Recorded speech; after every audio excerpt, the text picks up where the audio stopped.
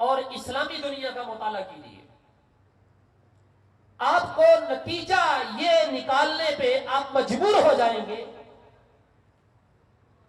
کہ ایک لمحہ بھی دنیا میں ایسا نہیں گزرتا جس لمحے اللہ اور اس کے رسول کا نام فضا میں بلند نہ ہو رہا۔ ایک لمحہ بھی نہیں گزرتا، ایک لمحہ بھی۔ وہ کہتے ہیں دنیا کے اندر، اسلامی دنیا میں سب سے بڑا ملک انڈونیشیا ہے، آبادی کے لحاظ سے، افرادی قوت کے لحاظ سے، اور اقلیتیں وہاں پر اتنی ہیں جتنی آپ یوں کہہ لیجئے کہ آٹے میں نمک ہوتا ہے۔ اقلیت تھوڑی، اقلیت ہی۔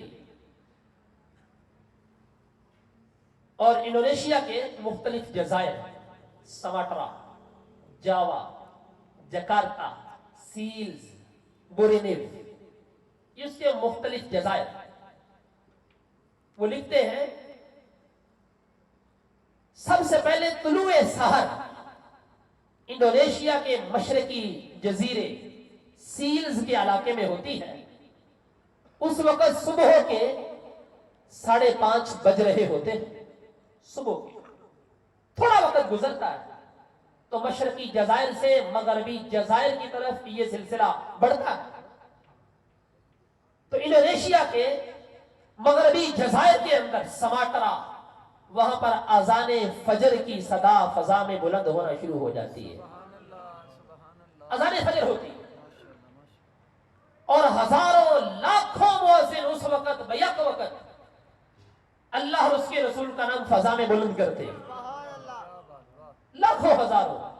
سماٹرا ہے، جاوا ہے، جکارتا ہے، سیلز کے مختلف قصبات، دیہات، اس کی چھوٹی چھوٹی بستیاں اور دیگر علاقے، وہاں پر اذان فجر ہو رہی ہوتی ہے۔ صرف 1.5 گھنٹہ، انڈونیشیا اتنا بڑا ملک ہے، 1.5 گھنٹہ اذان فجر انڈونیشیا کے اندر ہی ہوتی رہتی ہے، 1.5 گھنٹہ۔ پھر جکارتا سے یہ سلسلہ آگے بڑھتا ہے، ملایا کی مسجدوں کے اندر اذان فجر کا وقت ہونا شروع ہو جاتا ہے، اذان فجر وہاں بھی ہوتی ہے۔ ملایا کے بعد برما کی باری آتی ہے، برما کے بعد بنگلہ دیش کا دارالخلافہ، دارالحکومت ڈھاکہ، وہاں پر اذان فجر کا وقت شروع ہو جاتا ہے۔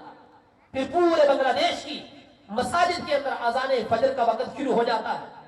بنگلہ دیش کے بعد بمبئی ہے، کولکتہ ہے، سری نگر ہے، سری نگر اور ہمارا سیالکوٹ، یہاں پر اذان فجر کا وقت ایک ہی ہے، صرف 40 منٹ کا فرق ہے، اذان فجر کا وقت یہاں پر ایک ہی ہے۔ پھر یہ کولکتہ سے بمبئی اور بمبئی سے پورے ہندوستان کے اندر اذان فجر ہونا شروع ہو جاتی ہے۔ یہ سلسلہ ایسے ہی جاری و ساری رہتا ہے۔ جس وقت آخری اذان ہندوستان کے اندر ہوتی ہے تو سری نگر سے یہ سلسلہ ہمارے سیالکوٹ کے اندر داخل ہو جاتا ہے۔ سیالکوٹ کے اندر پہلی، ملک پاکستان کے اندر پہلی اذان فجر سیالکوٹ کے اندر ہوتی ہے۔ وہاں سے کوئٹہ، گوادر، کراچی، پھر کراچی سے پورے ملک پاکستان کے اندر وقفے سے اذان فجر کا وقت شروع ہو جاتا ہے۔